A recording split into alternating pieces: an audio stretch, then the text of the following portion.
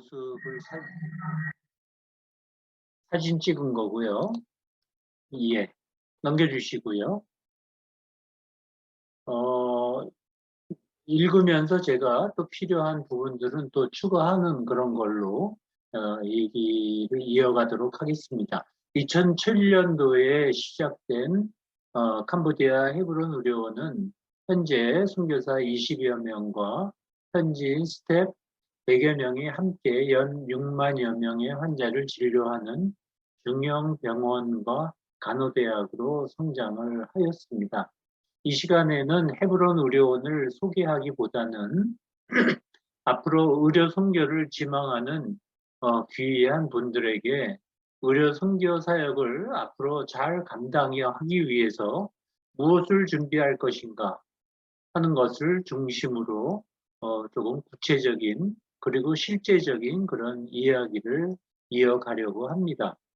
제가 생각하기에는 의료선교 사역, 특히 병원 사역, 제가 병원 사역을 했기 때문에 병원 사역에 해당되는 부분들이 많겠습니다만은 의료선교 사역이란 대단히 종합적인 그런 사역이라고 생각이 됩니다.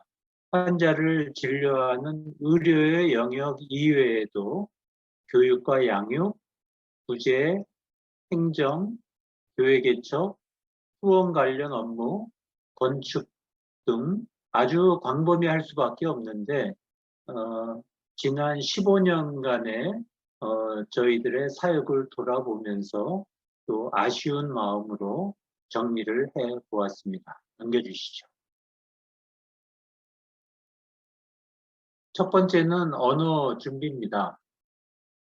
저는 잘 준비된 선교사가 아니었습니다. 특별히 두 가지 면에서 그런데 한 가지는 제가 캄보디아에 가기 전까지는 선교사로 지망하고 지원했던 사람이 아니었습니다. 그래서 선교사 훈련을 제대로 받지 못하고 캄보디아로 선교사로 갔기 때문에 잘 준비된 선교사가 아니라고 할 수 있고 또 하나는 첫 번째로 말씀드리는 이 언어 준비가 잘 안 돼 있는 사람이기 때문에 잘 준비된 선교사가 아니라고 말씀을 드리겠습니다.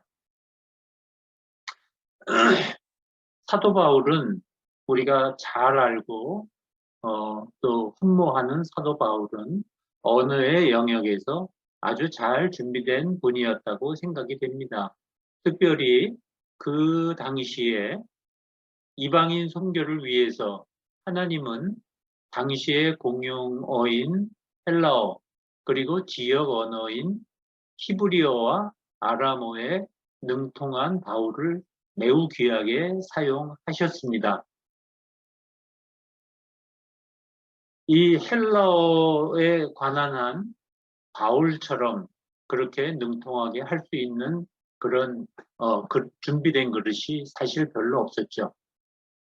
선교의 현장에서 사용되는 언어는 대체로 두 가지라고 생각합니다. 한 가지는 현재 세계 공용어인 영어, 그리고 또 하나는 지역에서 사용하는 지역 언어입니다. 제가 생각하기에 영어는 주로 사역지의 정부 관계자들, 또 병원을 할 경우에는 병원 스태프들, 그리고 또 가끔 만나게 되는 외국인 선교사들과의 교제에 필요하리라 생각이 되고, 지역 언어는 그야말로 사역을 위해서, 환자 진료를 위해서 필요한 언어이죠. 지역 언어는 대부분 사역지에 도착한 후에 공부를 하게 마련이고, 또 캄보디아어 같은 경우는 그렇게 하는 것이 효과적이라고 생각이 됩니다. 물론 한국에서 이제는 캄보디아를 배울 수 있는 찬스가 많아지긴 했지만 제가 캄보디아에 갈 때만 해도 한국에서 캄보디아 말을 배운다는 것은 굉장히 어려운 일이었죠. 지금도 여전히 현지 언어는 지역 언어는 사역지에서 배우는 게 더 효과적일 수 있겠다고 생각을 합니다. 그렇지만 공용 언어인 영어는 사역지에 가기 전에 숙달하는 것이 아무리 강조해도 지나치지 않을 거라고 생각을 합니다. 예, 넘겨주시죠. 리더십과 릴레이션십입니다. 상당수의 의료 선교 사역은 개인 사역이기보다 팀워크 사역이고 연합 사역입니다. 시간이 많이 가서 빨리 하겠습니다. 특히 동남아시아, 동아시아, 불교권, 뭐 꼭 다 불교권은 아니지만 그런 동아시아 지역은 비교적 그래도 선교 사역이 자유롭죠. 자유로운 지역에서는 조금은 규모 있는 사역이 진행되기 마련입니다. 연합 사역일 경우에는 구성원 간의 릴레이션십이 중요하고 또 한국과 비교적 가까운 거리임을 감안하면 단기 의료 봉사팀과의 관계도 매우 중요하다고 생각이 됩니다. 연합을 해서 시너지 효과를 내야 하는데 연합 사역에서 생길 수 있는 구성원 간의 갈등 관리에 그렇지만 항상 어려움이 따를 수 있기 때문에 그 어려움을 겪을 수 있다는 것을 생각해야 됩니다. 의료인들은 저를 포함해서 의료인들은 의대나 그 이후에 그 수련 과정이나 이런 과정 등에서 갈등 관리에 대해서 배우는 경험할 수 있는 찬스가 사실 별로 없습니다. 왜냐하면 비슷한 사람들끼리만 어울리기 마련이고 일을 하기 마련이죠. 그래서 특별히 별도로 릴레이션십과 리더십에 대한 그런 훈련이 필요하고 제 생각에는 이걸 어디서 그러면 우리가 배울 수 있겠냐, 훈련할 수 있겠냐. 제 생각에는 지금 다니고 있는 지역교회 안에서 다양한 사람들이 모이기 때문에 지역교회는 다양한 직업과 다양한 생각을 가지고 있는 사람들이 모여 있는 지역교회 안에서 그러한 교육과 훈련과 경험을 하고 성품을 다듬어가는 과정이 필요할 거라고 생각이 됩니다. 넘겨주시죠. 세 번째는 긍휼히 여기는 마음인데요. 당연한 이야기지만 의료 선교 사역은 의료적이거나 학문적인 접근에 앞서 긍휼히 여기는 마음이 먼저라고 생각을 합니다. 긍휼히 여기는 마음은 근데 우리 안에서 지속적으로 자가 발전이 되지는 않는 것을 저는 경험을 했습니다. 그래서 하나님이 우리에게 주셔야 하는 마음이라고 생각이 되는데 저는 긍휼히 여기는 마음이란 어렵고 복잡한 게 아니라 말을 잘 들어주는 거, 그리고 잘 이해해 주는 거, 그리고 따뜻한 그런 관계를 만드는 것이라고 생각이 됩니다. 특히 우리와 비교해서 경제적으로 또 지식적으로 수준이 많이 떨어진다고 생각되는 현지인 스태프들하고의 관계에서 이러한 긍휼히 여기는 마음은 대단히 중요할 것입니다. 현장의 필요에 반응하는 것이 중요한데 어떤 선입견이나 나의 계획에 몰두하는 것보다는 한 사람 한 사람의 환자와 또 우리 스태프들 그의 환경을 긍휼히 여기는 마음으로 바라본다면 우리의 선교사역 현장은 훨씬 더 넓어질 수 있고 많은 선교의 열매들이 맺어질 수 있을 것이라고 생각을 합니다. 네 번 넘겨주시죠. 의료 선교 미래를 준비하는 통찰력인데요. 의료 선교는 장기전입니다. 단기에 되질 않죠. 특히 병원 사역의 경우는 더군다나 그렇습니다. 적어도 병원 사역은 30년에서 40년이 걸리는 장거리 경주라고 생각이 됩니다.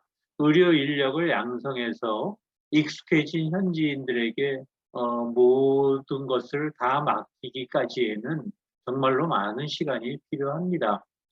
의료적인 면뿐만이 아니라 스태프들의 마음과 신앙까지 생각하면 그렇습니다. 한 사람의 그래서 이렇게 오래 걸리는 것이기 때문에 한 사람의 또는 몇 사람의 의료 선교사가 처음에 시작한 의료 선교사가 이 긴 사역을 처음부터 끝까지 다 한다는 것은 불가능하죠. 대부분의 선교지는 아시는 것처럼 그 현장이 우리가 살던 곳보다 환경이 열악한 곳이 많고 리스크가 높은 것이 대부분입니다. 그래서 연합이 필요하고 또 대를 이어갈 사람 그리고 재정 계획과 시스템 운영이 필요하다고 생각합니다. 제 생각에는 만일에 병원 사역을 한다 하면 현지인에게 이양하는 계획을 처음부터 세우는 것이 필요하다고 생각을 합니다. 현장에 필요하고 선한 영향력을 유지해 갈 수 있도록 의료선교의 마스터 플랜을 세우고 지속 가능성을 항상 염두에 두어야 할 것 같습니다. 넘겨주시죠. 이게 마지막인데요. 원무와 병원 행정에 대한 상식입니다. 의료 선교 병원이 어느 정도 성장을 하게 되면 의료 선교사는 원무와 병원 행정에 대한 상식이 필요하게 됩니다. 제 경험을 돌아봐도 그렇다고 생각이 됩니다. 그런데 선교지에는 그래서 전문가의 손길이 많이 필요하지만 그래서 우리가 전문가가 오면 참 좋겠다. 이렇게 정말로 이런 분야의 전문가가 와주면 너무나 좋겠다 하고 많이 기대하고 또 오시도록 기도를 하지만 그렇지만 우리가 원하는 그런 전문가는 우리 주위에 없고 우리에게 오지 않는 경우가 대부분입니다.